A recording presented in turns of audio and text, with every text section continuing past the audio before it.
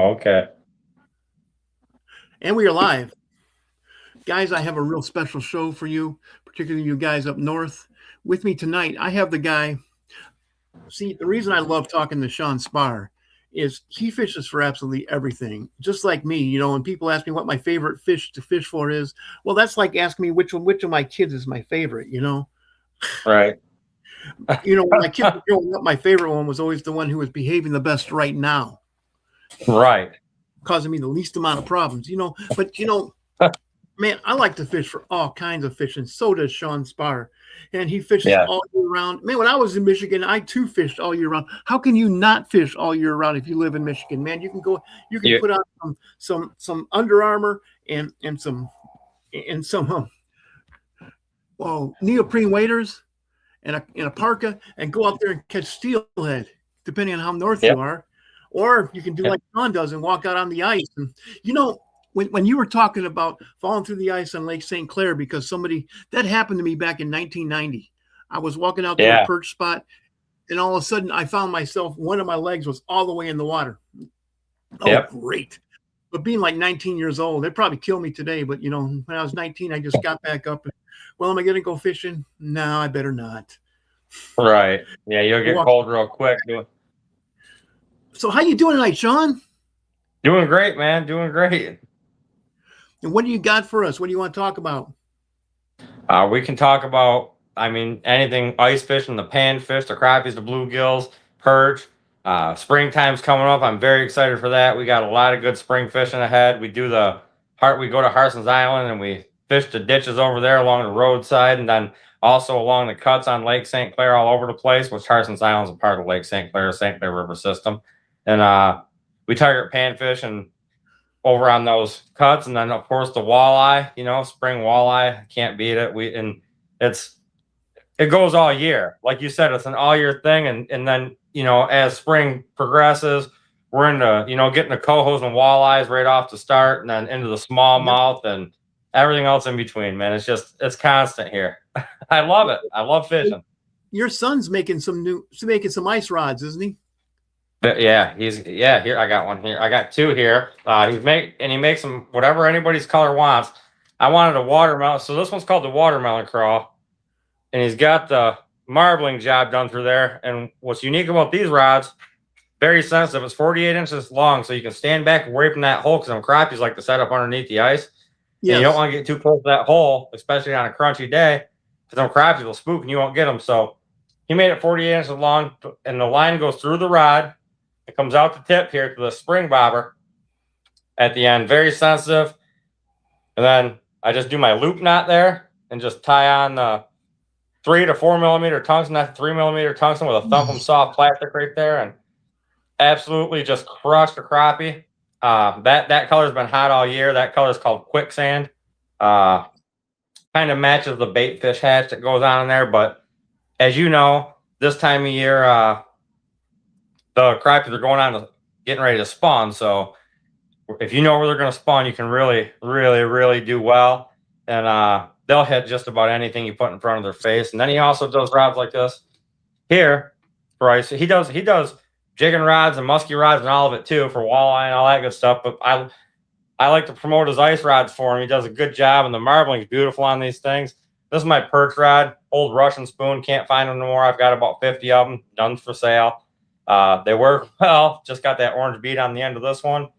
And it just having that orange tip, when there's snow on the ice, you can see it real well. And just that little bite like that, and then just lift, and it just loads right up, man. And we've been getting some big perch too. So it's been a phenomenal ice fishing year. It's been a phenomenal ice fishing year. Matter of fact, I caught on this line through rod, which you want to talk about a challenge. This just has this little inline reel on it. Yeah. And the drag system's over here. And it's got this tiny little handle you reel with like this. 29-inch pike I caught on this rod. That's 2-pound test. That's 2-pound test, and I use that high visibility suffix so you can see your line, because a lot of those times when those crappies are hitting, a lot of people make mistakes when they're crappie fishing. And I'll be in a canal with somebody and I'll be catching crappies, and they'll have one or two, and I'll get a limit, and they're wondering why they're missing half their bites, because they're not watching their line. All you got to do is watch for that line to kink up or that spring bobber. If you got a custom rod like this, it helps a lot because you can watch that spring bobber lift because crappies feed up. And you're not going to get it tugged down. You're going to see that line kink or get that lift up on that bobber, and you just kind of slowly lift so you don't rip it through the lips. And we're just pulling crappie after crappie. And I try to explain it to these guys, and next thing you know, you see them dropping their jig all the way to the bottom, jig, jig, jig, jig, and getting little bluegills, you know, and that's fun and all, but I'm there for the meat. So we're Yeah, we're coming to get them. We're coming. I had the hardest time explaining to my customers because I used to use some really expensive bobbers when I would guide for crappies, and it would just go up half an inch. And I'm like, set the hook, just like I told you. Absolutely. Yeah. Real slow. Set the hook. Yeah. And they're like, I don't have a bite. I'm like, please, just do it. Just humor me, please. You know, there's a crappie on the end of that. The crappie bite is so funny. If you're not using a minnow, they're going to spit that so fast. Real quick. And I use straight plastics for crappies. Real quick. And these jigs, and I always use Thump 'em plastics. Dan Gark over there at Thump 'em Plastics, he's awesome. Yes. He makes everything. You've seen him, you've talked to him. He makes everything from panfish baits up to walleye baits. He's even got these 5-inch right here, these 5-inch split tail. I go live every. I actually caught some. There you go. And that black and gold's a good color. I'm going to dig up some lake trout on them. And walleyes hit the 5-inch too, with them 3.75s are awesome. And a lot of people, you know, there's a lot of different bait makers out there, but Thump 'em, he's been great. And you know, I go live every Tuesday and Friday on Facebook, and I give a lot of the stuff away for free, you know. But Pat Allen, man, he's an awesome guy over there, and he's started hand tying jigs, doing hand tied tungsten, hand tied jigs. And I wanted to show you guys a couple of these. Pat Allen from Bust, you just got to follow him on Facebook, Pat Allen. He hasn't really started a page yet. He posts them to my page quite a bit, but it's Bustin' Bugs hand tied fish slammers. And when you're targeting panfish, you want to go super small because there's so he does stuff like this, and he just got, I don't know if you can, just tiny, and he's very cheap. He's really underdoing his price on these, but he makes them. I'll try to show them to you in the packs. He's got them with a little hair on there, and then, you know, here's some with a blue tail end, and he makes them all the way up to the size of a marabou jig. He also does them where you can that's got like the bug eyes and stuff. And he makes them with the grubs on there already, like here. Like this, you know, and on a slow bite, drop that down, look like a wax worm, and tip it with a spike maybe. He just does an awesome job. And he's awesome, man. So that's what I use for my panfish all year. And that's that with the panfish, but I'm lucky. I see the Grant rods right there. I love them. One thing I'd like to tell the people from Michigan, this is a Grant rod XLH. Yeah, XLH 70. And it's a medium action. And one thing I'd like to tell them about this is, you see, I have a Shimano Stratic on it. Yeah. For you guys who are going to cast off the break walls, this is only 7 feet long, but I can catapult like a jerk bait off of this. Oh yeah, cast it a mile. I used to catch the walleyes and even some coho once in a while, and steelhead off the break walls in Michigan. Like I went to Holland one year, and on my first cast I caught a 9-pounder. Yeah, Holland's beautiful. Rod. I love that Holland pier. And you see, Jim Grant put a picture of a redfish because that's what I catch down here, and put custom made for Big Angel. We said we were going to talk about custom rods. Well, you just showed some custom rods, and this is one from Jim Grant himself did this for me. And my Grant rods is wrapped up inside my boat. That's my jigging rod. I got the 6'6" medium heavy with a fast tip Detroit jigger, and that rod is amazing. And I cast twisters with it too. And it's just an amazing rod. He's got a crappie rod for me. He's got a sturgeon rod for me to try out, you know, and it's awesome that I'm not going to say no names, but prior people that were sponsoring me and I was promoting the rods. Didn't want me doing anything for anybody else. He's actually helping my son out and talking to my son because my son really looks up to him because Grant is one of the best, and he is the best in my opinion. The artwork you can do on a rod is absolutely it depends on what you want to spend. You can have a rod that you want to put on display that you'll never want to use or whatever, but I'm using everything I got. So yeah, look at that. He just does he's amazing at what he does. Abalone shells. This is my Texas rigging rod. Yep. In fact, I can even use it for some punching applications if I'm not using a 3-ounce. Anthony Cole made it, your friend. Nice to be here, Anthony. Thank you. You see that? See how beautiful that is? This is another custom rod. And what I like about Grant rods, I don't like bait casters that have little bitty eyelets. No. As you can see, I can cast with this thing. I don't understand the little bitty eyelets. Of course, also I'm from the same area you're from, man. Well, within a couple hundred miles of you, but yep. I'm not very good with bait casters, and I tell everybody that. I can hit a quarter size thing at 100 feet with a spinning rod, but that's because I have 50 years of experience. Absolutely. Yeah, man. That's one thing I miss about Michigan is casting the breakwalls in the springtime, like right around Easter. It's a blast, man. They're so loaded up with walleyes. So I've even snagged big walleyes there accidentally because nobody uses a jerkbait to snag with. No. No. Anthony Cole said, "Look what line choke." I agree, Anthony. Yeah. Small choke. It does. It absolutely does. And Grant makes, when I first got that rod in my hand and felt it, and I had it for a day and a half before I went fishing. And that night, and I had my son's custom rod with me too, and I had a St. Croix, and I said, I got to use this Grant rod, see what they're about. Dropped it down, and I could feel my jig going over every rock when I'm jigging. And when you're jigging along in the boat, there's a lot of snags in St. Clair River. I could bring it up over that rock and drop it right behind it, and I was pulling out bigger fish, just dropping it beside those rocks and actually feeling them instead of when you just go to jig up, he's there, actually feeling them, inhale it, and then being able to set that hook and getting a good hook set where I don't even have to use a stinger hook no more. Yep, so I just whoop, and down I go on him, and he makes a great rod. He's got a crappie rod for me, like I said, a sturgeon rod. Grant's awesome. Jim Grant is awesome. And what makes a Detroit River rod? What makes a Grant rod Detroit River rod? What set of attributes do you look for in a Detroit River walleye jigging rod? Somebody asked that? Yeah. No, I asked you that. Oh, you want a medium heavy with a fast tip? Absolutely. And 6'6" to 7 foot is as big as you want to go. But out of the boat, see, they jig from shore and boat, and I do both too. Out of a boat, I like a 5.5 foot to a 6.5 foot rod so I can swing that wall. Because a lot of times I just flip the walleye into me. I don't net.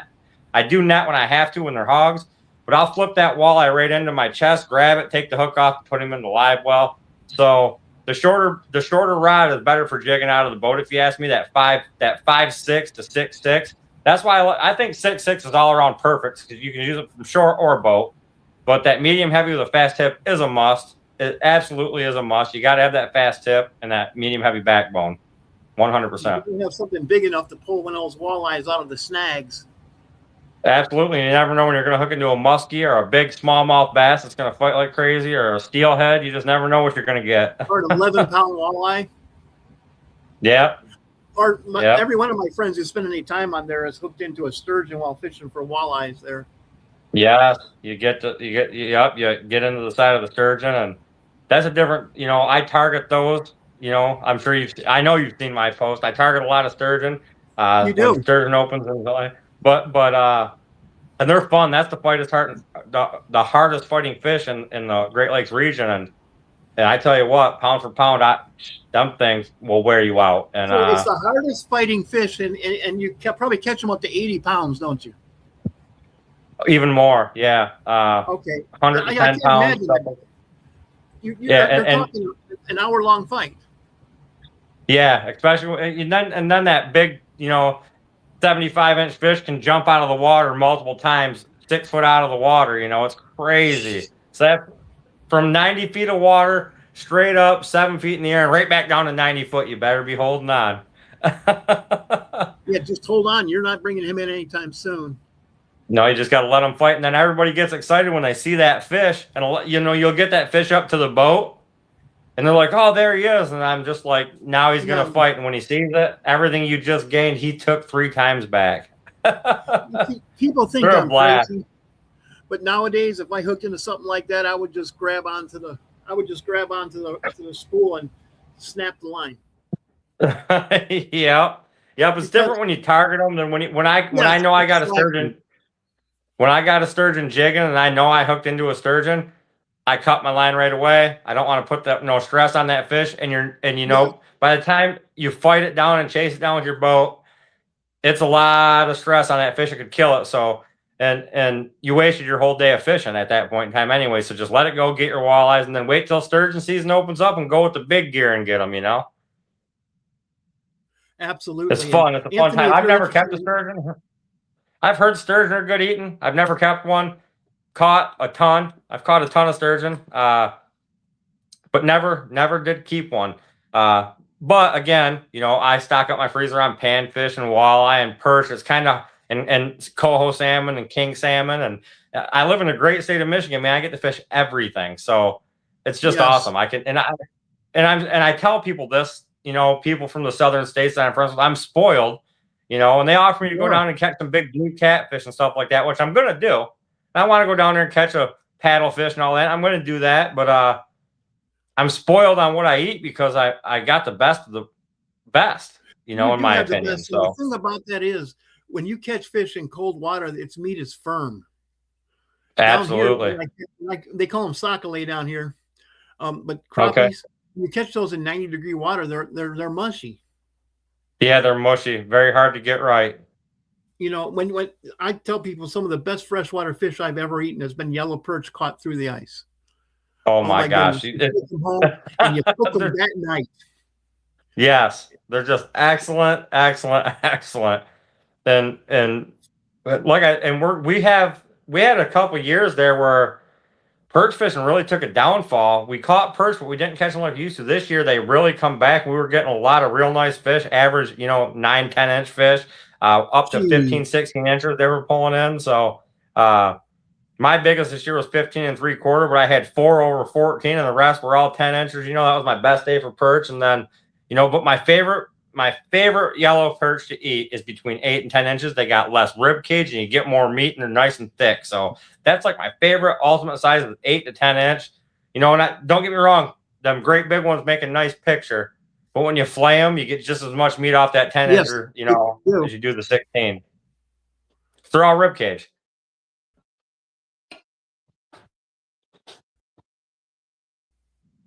We still alive, buddy?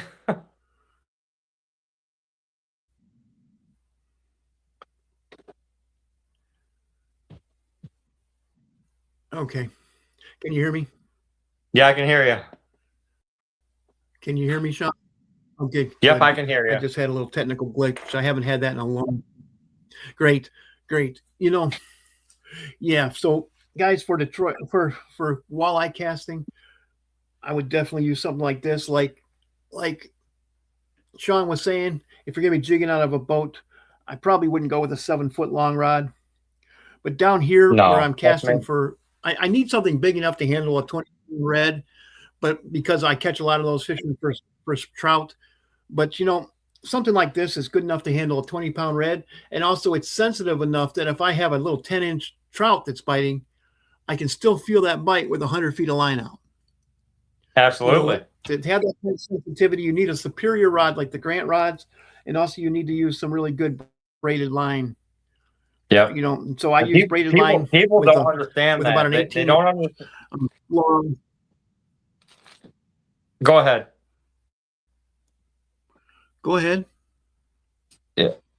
Yeah. So people don't understand. People don't understand that the difference in going to, say, Walmart or buying a mass-produced custom rod, you know, against an actual, custom rod, the difference is unreal. And until they use them, they don't know. So I've let people use my rod, and next thing you know, like, I'm getting one, I'm getting one, I'm getting one, I'm getting one, I'm getting one, and that's how it goes. And I know a lot of people have ordered, through Grant. A couple of my fishing partners now have Grant rods, really cool Grant rods, a lot nicer than the Grant rod I have. I'm like, yeah, it must be nice, but they're paying for quality, and that's what they're getting, is they're getting quality, high-end product, and it does help you catch more fish because you feel that bite that everything else misses. And people don't understand that, and that's what they do need to understand. Yeah, Same thing with ordering for my son. His ice rods, his whipping rods for whipping walleye, and his jigging rods, just like Grant rods, the sensitivity is so much more. You catch 90% more of your bites, and that's 100% truth. And that's why Grant is awesome at what he does. And the thing about a good rod is you need to balance out sensitivity with power. You need hook setting power, and you need enough power to be able to fight in, a 20-pound redfish with you, a 12-pound walleye, or a 6-pound smallmouth bass, or with you, there were a few times when I hooked into a big steelhead in one of those streams, fishing for walleye. You need something that can handle that. But that has to be balanced with sensitivity, and that is the thing about rod making, balancing those two attributes. Yep. If you get it right, and that's what. And you got to get it right, and that's just it's. I hate to say it, but a rod can make or break your day. And I proved that on the ice. I proved that jigging in the boat. I proved that casting offshore. And then I'll hand guys literally saying, "Oh, bull crap, this rod's caught me this many fish." And I say, "I'm not telling you it hasn't caught you fish, but try this." Next thing you know, they're like, wham, wham, wham. And they're like, "Oh, I got to order one." Well, you just argue with me for an hour. You argue with me for an hour, but I'm telling you the truth. Here you go, try it. That's why I like letting people try my stuff out. And once they do, next thing you know, they're telling me what rod I should get from Grant or from my own son. He makes a lot of rods, and I still yet have a jigging rod from him. I did have one, and I did the stupidest thing I could possibly ever do, and I left it on the end of the dock while I loaded my boat onto the trailer to pull away. And I remembered after I pulled the plug out of the boat just to drain the live well water out, I pulled up, I walked back, and my rod was gone that quick. And I just looked around, and there were so many people. I don't know who took it, and I'm not going to go accuse them. Yep. So he's going to build me another one. But even my son, as a rod builder, loves Jim Grant rods. So if that tells you anything, and Jim Grant loves my son, so that right there just shows you the kindness and difference in character in a lot of these rod builders. If they're and Big Ass Rods is another rod builder. He's a great guy, and he talks to my son, and he talks to Jim Grant too, and it's just awesome that it's like those three guys are the guys that are there for everybody. They're there to help each other. They ask each other questions, and the one that gives them the best answers is Jim Grant. So but Jim Grant follows Big Ass Rods too, and it's just awesome. And Big Ass is great. My son's great, and Jim Grant's like the GOAT, though. You know that, man. At every fishing show he goes to, when he made golf clubs for President Bush. Yes, he did. Isn't that awesome? I mean, he made golf clubs for President Bush, and they're beautiful. They were beautiful, and some of his rods are absolutely out of this world. And he's an artist. He's an artist. Yes, he's mastered it. I agree. Yeah. When he can take an abalone shell, I'm going to put this right up here so these people can see that. Yeah. Look at that detailing, man. This was his 40th anniversary finesse. Yeah. And I told him I really don't want to use this, and he said he'd be really offended if I didn't go fishing with this. But when you get some of those rods, it's hard to want to use because they are so pretty and you're worried about it. But I will say this, with my 6'6" Detroiter Grant rods, I caught an 18-pound salmon jigging. I caught a 22-pound salmon jigging. So I put them to the test. And I caught a 44-inch pike, which is a monster. That's a big pike. That's a big, That's a monster especially with pike, fat. man. Yeah, I caught, and while I That's was probably jigging, 20 but then pounds. I took the rod with my son because my son loves to go after bass and pike and muskie and just everything that fun fish. He likes to go fun fishing a lot. So I go with him and I go fun fishing, and I hooked a muskie with it. So I've caught everything now on my 6'6" Detroiter walleye rod, from a bluegill all the way up to a muskie. And I guarantee you, I could hook a sturgeon with it and land it. I've told Grant I will do it. He said there's no need to prove it, but I told him, I said, I know I can. I just got to find a reel big enough to hold enough line, and I can make it happen. He's like, there's no need to do it because I make sturgeon rods. I was like, but I want to do it for a video because I think it'd be funny.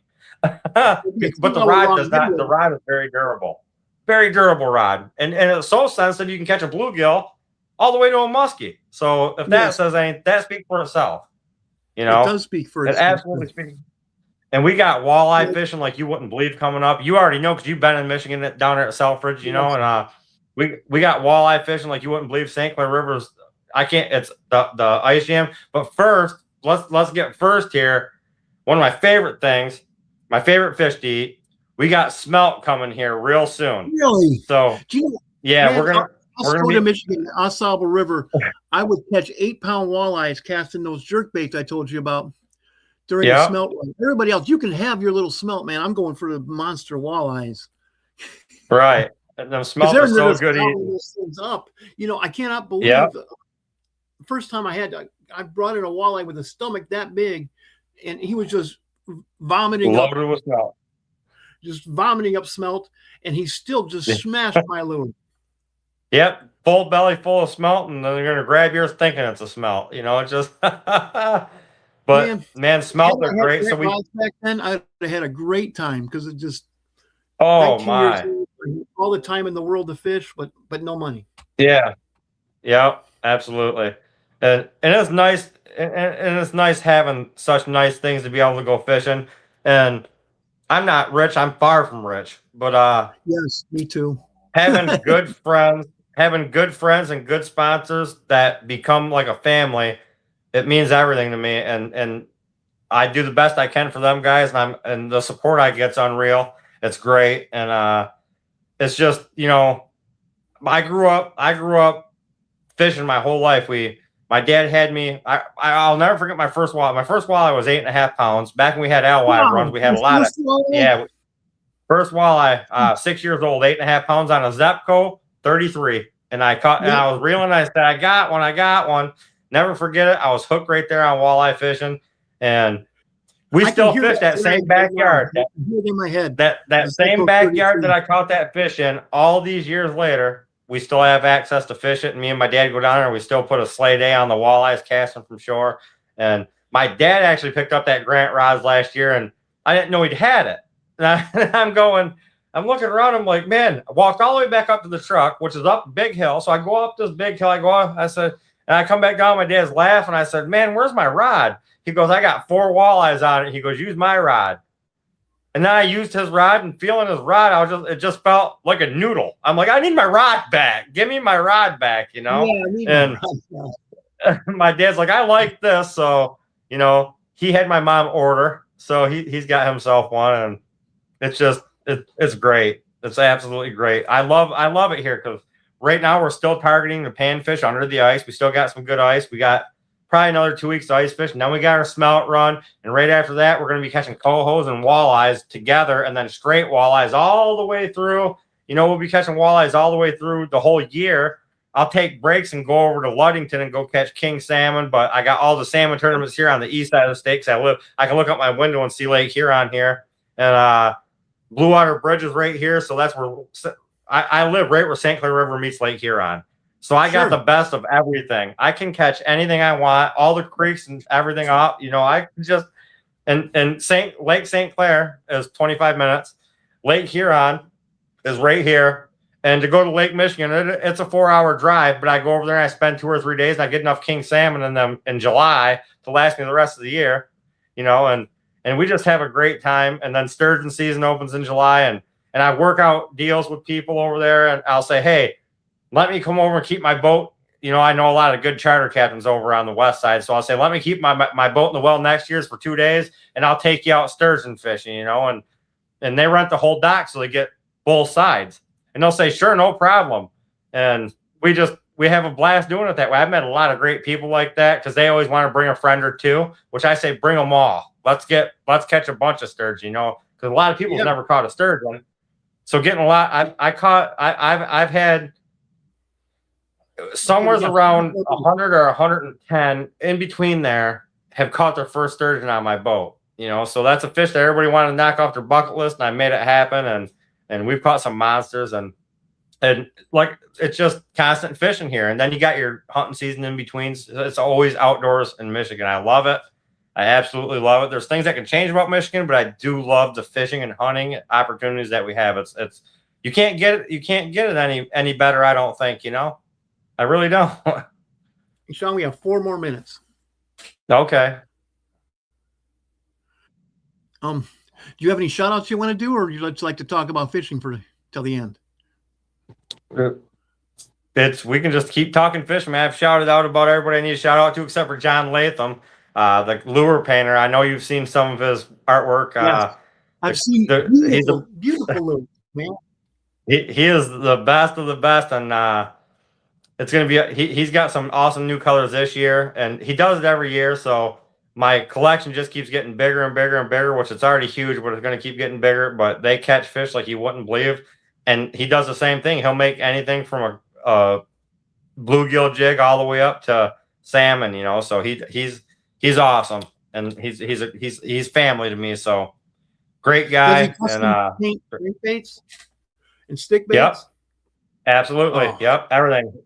All the Rapalas, he does all kinds of bass baits, and he sends them down south all the time. There's guys that get them all over the place, and all over the United States. He's got different types of bombers and baglies and just you name it, stick baits like you wouldn't believe, and pencil plugs, and like I said, Rapalas, the deep divers, the floating, the jointed, all of it. He paints all hard body baits there is. He does, and he does a wonderful job at it. He's very good. So that's awesome. Yep. Latham Customs are fire. Absolutely, they are. Yep. And also, you guys. Last thing I'd like to talk about is Shawn has a YouTube channel called Sparr's Outdoors. When do you go live? I go live every other Saturday. So not this Saturday, but next Saturday I'll be live again. We do giveaways every Saturday on YouTube. And then Shawn Sparr on Facebook, we go live every Tuesday and Friday. So there's a lot of lives I do. But I like to give out stuff, and I like to help people out, and I like to give tips and tricks and tactics and get people involved in the outdoors. My whole thing is taking kids and taking veterans, getting those guys outdoors and away from the video games and stressful lifestyle, and get them outdoors and make them happy, you know. So if we got more kids fishing and hunting, we got more kids doing less bad things, and that's our future. So that's what it's all about. Absolutely. Because I'll tell you, even when I was 19 years old, if I was fishing, I wasn't drinking. So absolutely. That's just it. And you know, I've never been an alcoholic, and I've never been drug addict. I messed around with a little bit of marijuana when I was 17 was the last time I ever touched it. You know, never touched it, because fishing and hunting is my addiction. And it's an expensive addiction, but it's also an addiction that feeds your family and teaches, and you're close to God. You're out in his country, you know, with his creation. It feeds your soul. It cleanses your soul, man. And that's what absolutely. I get high on life. Fishing and hunting is my high, and there's nothing better than hooking up to a fish, knowing that, you know, you never know what you're going to have at the end of that line, and you feel that line screaming, your heart's just pumping, or you're sitting in that tree stand, you see a 10-point going by, and you're like, wow, it's amazing. Michigan is beautiful, hands down. It's just beautiful. Yeah, this Saturday I'm going to be targeting bass, but there's a lot of redfish in there where the bass are spawning, because they're eating up the bass, and man, it's just so exciting, you know, when I throw that out there, and I just see ting ting ting and set the hook, and man, I'm snagged, and all of a sudden that snag goes. Yeah, and your heart starts jumping. It's just crazy. Usually it's only like 1.5 feet of water, so when that thing takes off, it takes off. It looks like a torpedo. You can just see the look like line. a boat underwater. Yeah, that'd be fun. Yeah. That'd be so fun. I've seen videos and stuff of it. And I'm like, man, I'd love to do that. And I've got offers all over the place. I'm going to start venturing out of Michigan a little bit and doing a little bit different fishing just to meet up with some of my buddies that love to do other things and do some collaboration videos and linking up with these guys and just have fun. I'm just going to have some fun. Yep. Well, hey, man.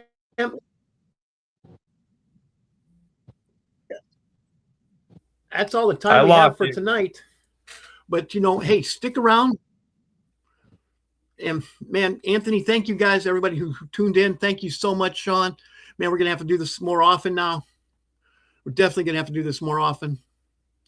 But anyways, That's all the time we have for this edition of the Let's Talk Video podcast. Man, I love you guys who watch my show. I love all you guys. I can't do this without you, and I definitely can't do this without people like you, Shawn. So with that, I'm going to end the podcast, and Shawn, stick around afterwards. I want to talk to you. Absolutely. Good night, guys. Good night, everybody.